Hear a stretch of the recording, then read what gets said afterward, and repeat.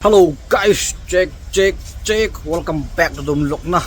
Okay, tu ni vlog ni alle. Lai ha hawan khui na khana ya. Kurtar surta ho hai. Mizoram na thot ba du tai na. Ti chu. Akhui chai tan kha ve vlog bol ti hai. To hi ka bol ko hin location hi alle. Saint Mary na. Awen guys. Saint Mary school kom cha hin. Saint Mary School kom cha yang na ai jing na guys chule a building chi la chi building tai good news khat chi ale a building ma von khuin ji pura building he pon cha phai pi yang ana he pa te khana in ho a hin in pela ga leng pa yang na guys teng la ken do min vlog smasher min ka su sa na nam su sa na la hena bol na we vlog mana se nai ni time pass okay ai ang go tu ang no thi na guys lai tai jing ka long phat kin lo hian hlang thama ko chen thim de du tan pe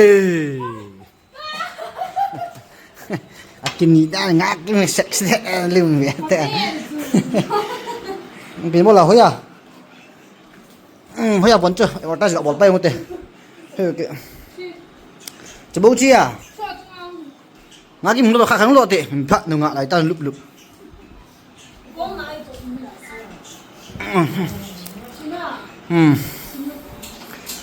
aya bốn vía bằng những chỗ nôm này đông là chắc hẳn ta nào 1, 2, 3 hơi mồm nung lăng khai đây nung lăng nà cái khiến để lại nữa là vợ vậy nào long chỉ là không long khai nữa hết tận khai lao khai là mà sang lăng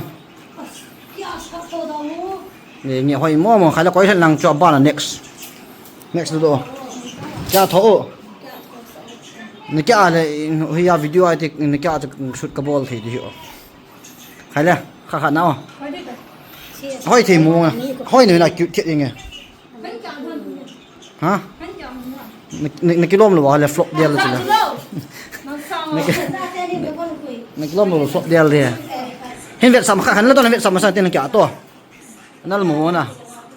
khai đây next bao nhiêu trả nợ ta Paul thế yang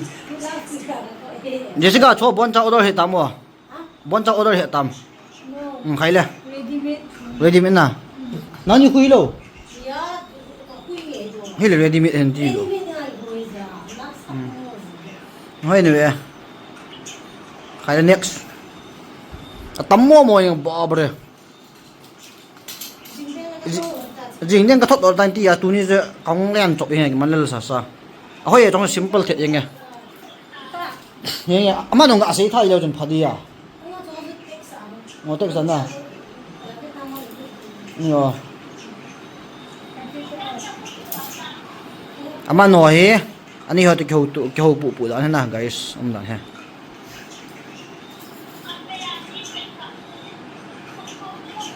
kadam khai le anung lang sai tang khai na le next museum la na chuna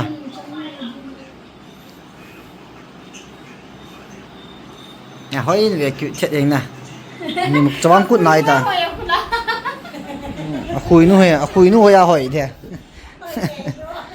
khui nu te ka nga pun cho hoi wa le asan thet yang wang cha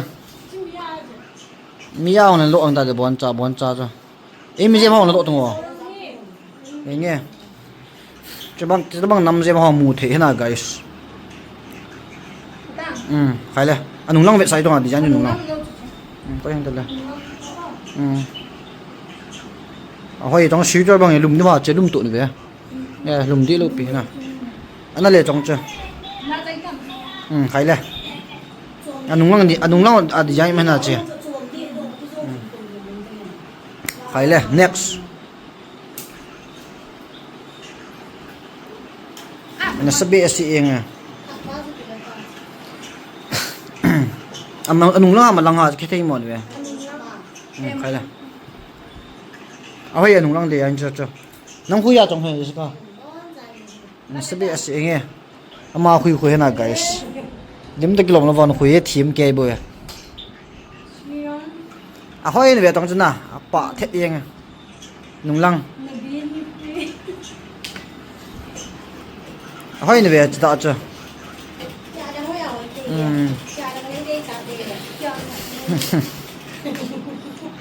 kia đi cha đi là à đại em rồi hỏi này tông cho vợ sẽ na nên hoàng à thế chứ hữu năng à thế chứ vắng nào hỏi chưa bắt đầu để tắm vào liền nha nè trong chơi na lại trong hè hỏi đi anh chị chú tiền lẽ cái gì mà quay bằng gì này nôm emergency à gì này nôm liệu thì chỉ khách hình lùi lại hình trời thế nào guys đó thôi bốn giờ này nè chả đi hin cái ngà bồi luôn nè guys gì cái này tiền lên free IP thì khui nu hơn không tin lo na free à người tu cái gì chứ vẫn hiểu gì cái này free IP lo bây giờ na trong free cái đi lo cái gì nu de free IP của nè guys ano me hi chiong he misino samasala ik to pan hin hi chi all in one na guys akhui ma nong ma akhui si nong ma tengle akhui chom nong ma tengle pi bol nam na bon das hilanga thum li hu hi chi khana jing he na tengle che bil ba ho min kala po cho njal dong pi la tu la ta ko hoi lo cho giờ lôi hắn tung hồ đình tung hồ chưa nó ngã lại đang đi ngập chặt rồi ôi trong chưa anh đúng không khui trái trong hỏi đi trong hơn à thì trong chú không anh nuôi lăng đi sẽ na đi nè hỏi thế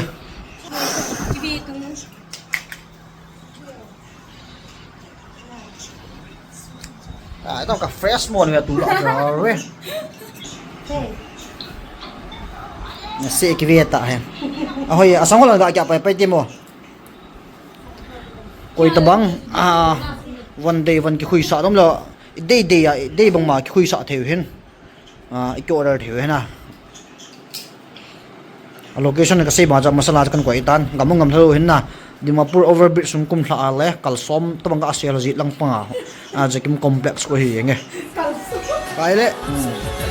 ta bungo na de se nga kem ta che ai nhỏ đi ta hoi kino hoi ta ngo he so next wow ai aman mile do thank you. Drill number 3 left side. Sabi si pili ki sim siya so ni. Next drill number 4.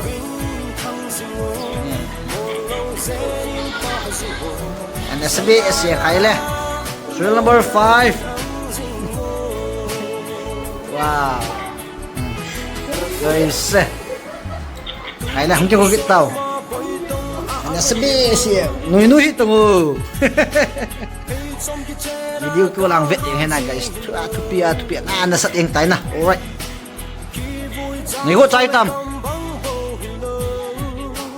ha zat bon na okay tohi zat bon mi tayo na guys alright chui pila ki support don zalin abon ho design gak det kim yang le location ang video tin ai thì chân gạt chỗ đó là cái nó hình chỗ đó thì he mong mà xỉa nè vui đó chalo ready chưa hát ra muốn đọc rồi chalo sabi si nghe lang về cái này tăng sai wow beautiful hai gã cái tao xí lăng left lang dai ke kayak nulang nggak tahu speech aja okay oh it's beautiful oh jawa man sundor de ga hial tiung kita chiu ha kêu sai sat man oi nunga nang phat chan wa kamen pha pu ri hai mo mi hoi kiyo ha bui thoi na guys nung be du ham be ta na khát nó lại na ok khát nó lại đi na guys cả ngoài trong một tép pi này anh gì này về hỏi này vẫn taจะbỏ nó thét thằng năng nhau sai pi khu ba hỏi cho con chơi ê vẫn nắn na anh chơi cái thế tay khai toa question round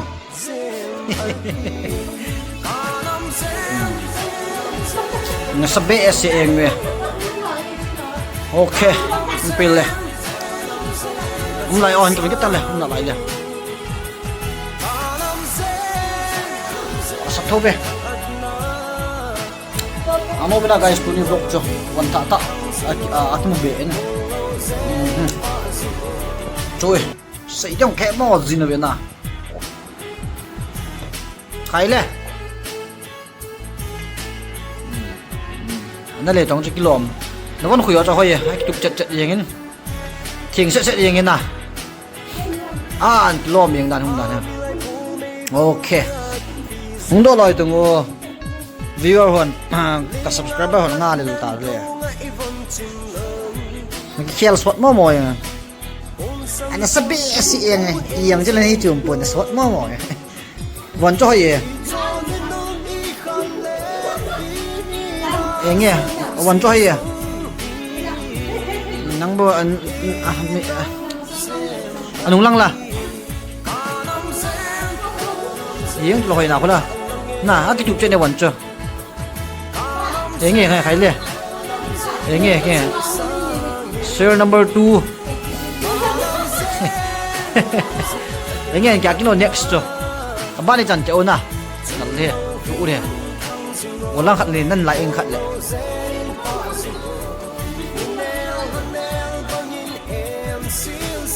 Ndo tu,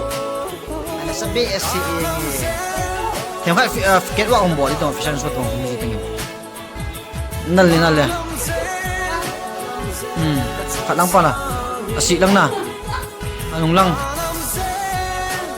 Hoy kai le. Serial number 3. Kim la kha da. Serial number 3. Ana sabi si yang hoy trong chưa. Anh đây nghe hỏi nung lang nào là còn nói cái chụp chết gì nè anh ấy nuôi đi lâu chùa cá họ đinh dẻo tăng nghe serial number 5 serial number 5 nó sắp bị xị nghe sẽ chết anh chị ăn chứ thôi ngal mo yang khai le ông tay na le lan ding wala cho vậy khai le khoi ta la wow beautiful ai ding yang te na thot cái nào sa to ngạ được như khai le yang lúc yang ta serial number 7 to hi còn try gạo bọt cái nó là no me mana dia orang tak mau video call boltak kau ini macam kau here si bawa sana dukaan ini pun an pesan boleh ha na guys awan hoi hoyam pilih kau biar saja mungkin na apa ni cahung din pilih nubuh hoi je na awan hoi awai thế là guys ewan trong sakas cái nào vậy to mình sợ ở đấy tí sau ngủ đi sẽ tụi đi chơi cái này không sẽ bị là kita cái này ok nghe sĩ nó ngậm như nó cái này ý đã sập đã là nhìn nhận nó nung kia là spy nó asal rồi cái này là lúc kita next serial number 8 alright guys pilih tu nia Jessica tailoring vlog ka bol chan ki chai sautin sei ba ki support don zalen na Dimapur town sungai ta hin overbridge sa ko na yung lem thla a kal somthum banga se ale velang pa St Mary High Secondary School ki modihin na may bang sars ball hiwe St Mary High Secondary School of guys St Mary High Secondary School opposite na amai jagong complex na building jo ai jenge alright